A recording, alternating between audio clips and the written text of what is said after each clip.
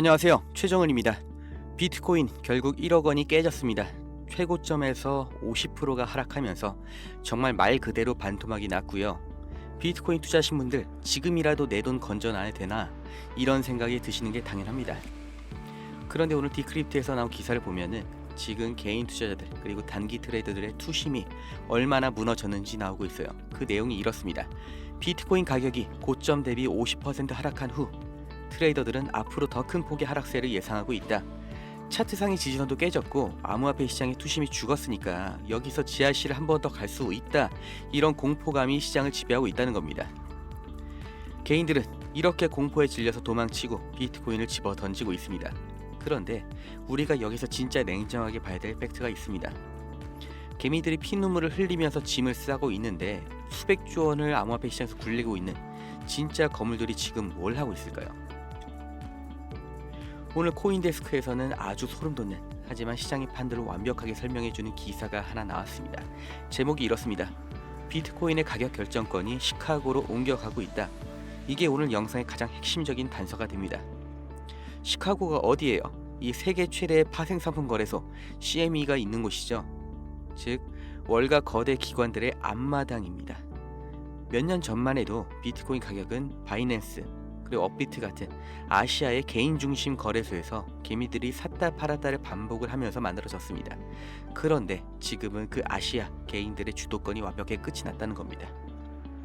기사에 따르면 이제는 아시아의 개인 투자자들이 던지는 물량이 시장 가격을 결정하지 않습니다. 시카고의 CME 그리고 월가의 현물 ETF를 통해서 들어오는 기관들의 자금이 비트코인의 가격을 컨트롤하기 시작했다, 통제하기 시작했다는 완벽한 증거가 나왔습니다. 지금 미결제약죠. OI 리스트를 보시면은 1위에 CME 시카고 거래소가 나왔죠.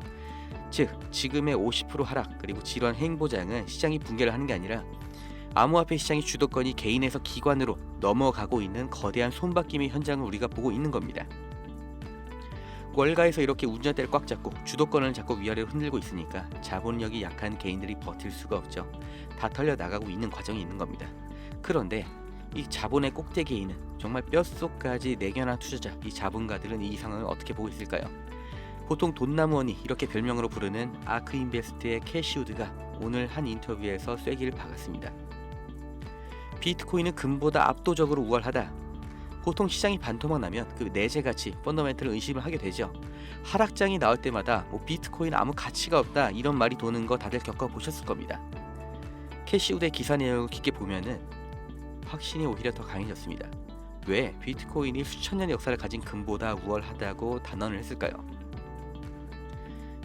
비트코인의 본질적인 구조를 보자는 거예요. 금은 무겁고 물리적으로 보관을 해야 되고 국경을 넘을 때 엄청난 비용과 제약이 따릅니다.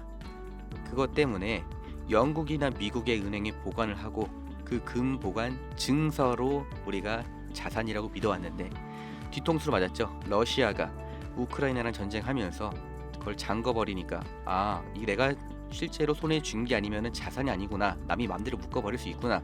그래서 그 이후로 러시아가 지금 암호화폐에 목을 메고 있는 거죠. 그래서 비트코인 어때요? 스마트폰 하나면 수천억의 자산을 10분 만에 지구 반대편으로 실제로 전송을 할 수 있습니다. 소유자가 완벽하게 통제 가능하고 이동이 자유로운 차세대 디지털 하드에셋, 그 가치가 지금의 단기적인 가격 하락을 압도를 한다는 겁니다. 마지막으로 정말 유명한 투자자이면서 월스트리트의 굵직한 인플루언서인 이 프레드 크루거의 어제자 발언을 볼게요. 대중들은 더 큰 고통이 올 거다 이렇게 공포에 질려 있는데 이 프레드 크루거는 인터뷰에서 이 대중들과는 완전히 반대가 되는 말을 하고 있습니다. 2026년은 비트코인 투자자들한테는 엄청난 한 해가 될 것이다. 아니 반토막이 났는데 대체 뭐가 멋지다고 하는 걸까요?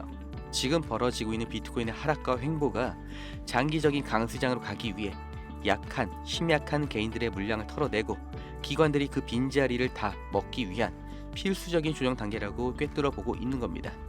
진짜 큰 상승장, 진짜 메가 랠리는 개미들이 떨어져 나간 다음에 기관들의 배가 빵빵하게 불렀을 때 그때 진짜로 시작된다는 걸 역사가 증명을 하고 있기 때문입니다.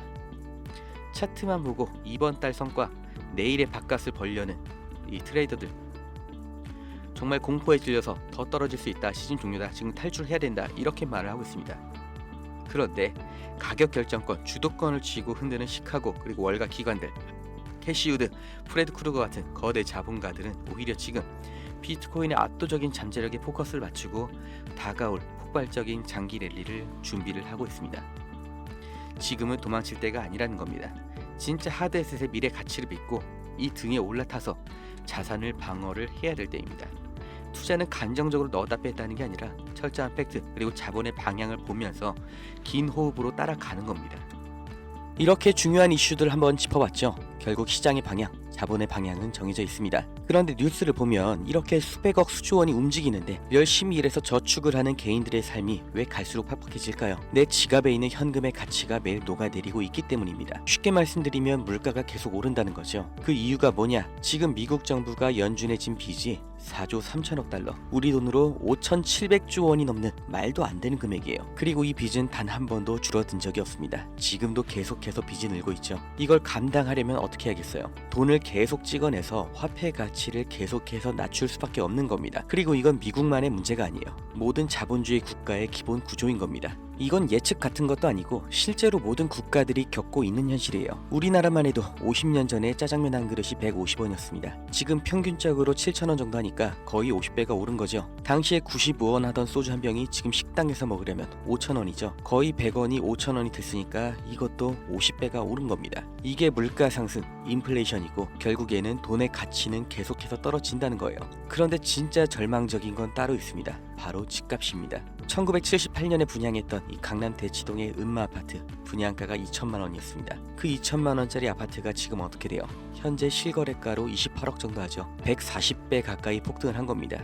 그런데 음마 아파트의 가치가 140배 더 좋아진 게 아니에요. 앞서 말씀드린 것처럼 국가가 돈을 계속해서 찍어내니까 이 노동을 해서 버는 종이 돈의 가치가 그만큼 떨어진 겁니다. 그래서 요즘 20대들이 어떻게 해요? 월급 들어오는 족족 주식이나 코인에 집어넣습니다. 왜? 저축을 하면 손해니까. 그런데 이게 가장 위험한 행동이었어요. 당장 생활비가 없으면 바닥 구간인 걸 뻔히 알면서도 이 반토막 나버린 내 자산을 헐값에 손절을 할 수밖에 없거든요. 기관들이 가장 좋아하는 먹잇감이 바로 이겁니다. 그래서 전략을 바꿔야 되는 거예요. 최소 6개월치 생활비는 무조건 현금으로 꽉 쥐고 방어막을 치셔야 됩니다. 왜 하필 6개월이냐? 코인 시장의 긴 횡보 사이클이 와도 내 본업이 흔들리거나 급전이 필요할 때 억지로 코인을 손절하지 않고 온전히 버텨낼 수 있는 최소한의 기간이기 때문입니다. 이 철벽 같은 방어막을 치고 그 남은 잉여 자본을 수량이 한정된 하드에셋, 그 중에서도 ETF 연관 코인에 옮겨놔야 되는 겁니다. 왜 하필 ETF 코인에 투자를 해야 되냐? 아주 중요한 이유가 있죠.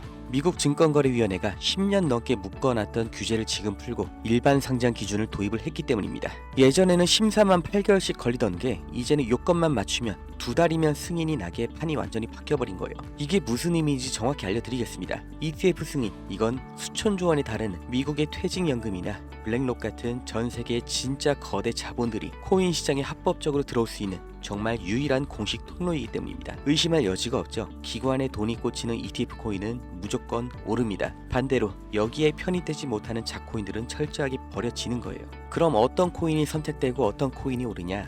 작년에 제가 3가지 코인을 찍어 드렸는데 그 중에 2개는 이미 상장이 완료가 됐습니다. 첫 번째는 작년 내내 말씀드렸던 리플입니다. 리플은 작년 11월에 ETF 상장이 진행되면서 바로 결과가 나왔죠. 나스닥 상장 첫날부터 5,800만 달러, 거의 1,000억 원 정도의 거래량을 기록을 했습니다. 그런데 여기서 끝나는 게 아니에요.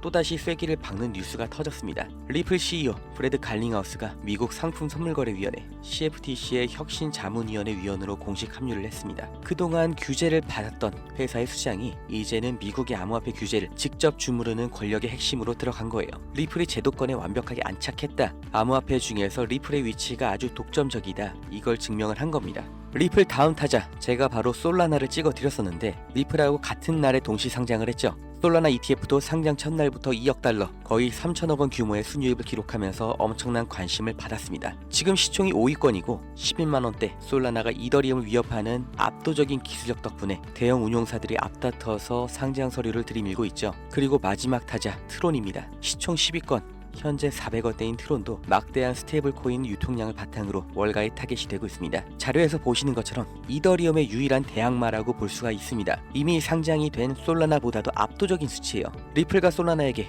이 국적 때문에 순서만 밀렸을 뿐이지 트론 ETF 승인도 이제는 정말 임박했다는 게 공통된 시각입니다. 그런데 여기서 아주 냉정하게 하나 짚고 넘어가겠습니다. 리플, 솔라나, 트론 너무너무 훌륭하지만 치명적인 단점이 하나 있습니다. 시가총액이 이미 너무 무겁다는 거예요. 덩치가 너무 커져서 아무리 기관 자금이 들어와도 현실적으로 수익률이 3배, 5배를 넘기기가 쉽지 않습니다. 우리 인생을 바꿔줄 수 있는 10배, 20배짜리 수익은 여기서 나오기 어렵다는 거죠. 진짜 큰 돈은 어디서 벌리느냐? 지금 이 순간에 미국의 SEC 책상 위에 서류가 올라가 있는데 대중들은 아직도 이름조차 잘 모르는 SEC 자동 승인 조항이 적용되지 않는 이 시가총액이 가벼운 코인들에서 터집니다. 리플이 하루 만에 1000억 원의 거래량이 터졌어도 애초에 리플의 시총 자체가 무려 140조 원이었어요. 폭등을 만들어내기엔 턱없이 부족할 수밖에 없죠. 그런데 제가 말씀드릴 이 코인은 방금 말씀드린 리플, 솔라나 같은 대형 코인하고는 차원이 다릅니다. 시총이 워낙 가벼워서 월가의 자금이 조금만 흘러 들어와도 그대로 10배, 20배 위로 쏘아 올릴 수가 있습니다. 이거 어디 이름도 모르는 해외 작거래소에 있는 코인이 아닙니다. 업비트 같은 국내 거래소에도 상장이 되어 있어서 지금 당장 포지션을 잡을 수 있는 종목이에요. 제가 수많은 리스트 중에서 이 기관의 진입 흔적을 포착한 딱 이 한 종목, 오늘 제 영상을 끝까지 보신 분들을 위해서 조건 없이 공유를 해드리겠습니다. 뭐 유료방 가입하셔라, 멤버십 가입하셔라, 뭐 금전 절대 요구하지 않습니다. 방법은 제가 아주 간단하게 준비해놨습니다. 지금 보고 계신 영상 아래를 보시면 구독하고 좋아요 눌러주시고요. 그 밑에 댓글창에 그리고 더보기란에 제가 신청 페이지 링크를 달아놨습니다. 그 링크 누르시고 신청란에다 심사대기 이렇게 4글자 적어서 보내주세요. 보내주시면 제가 실시간으로 확인해서 도대체 어떤 종목인지 그리고 기관의 진입 시나리오는 어떻게 되는지 정밀 분석 자료를 바로 확인하실 수 있게 열어드리겠습니다. 오늘 영상 처음에 말씀드렸던 거 절대 잊으시면 안 됩니다. 지금 이 순간에도 매일매일 녹아내리고 있는 통장에 찍힌 돈 그리고 지갑 속의 종이돈, 이건 우리가 외면한다고 그대로 버티는 남아있는 돈이 아닙니다. 결국 이 필연적인 인플레이션 속에서 내 가족을 지키고 미래를 대비하려면 어떻게 해야 돼요? 현금을 쥐고 버티는 게 아니라 진짜 가치가 오를 하드에셋에 내 자본을 선점해 두고 이 투자 시장에서 승리하는 수밖에 없는 겁니다. 남들이 다 알고 뉴스에 터졌을 때는 이미 늦습니다. 제가 재작년부터 리플을 준비하셔야 된다고 말씀드렸죠. 그리고 작년에 폭등이 나왔습니다. 이제는 리플에서 똑같은 수익 내기는 정말 어려울 거예요. 아직 터지지 않은 이 종목을 반드시 지금 준비하셔야 됩니다. 미래를 바꿀 기회를 이번에는 반드시 챙겨 가시길 바랍니다. 최정훈이었습니다.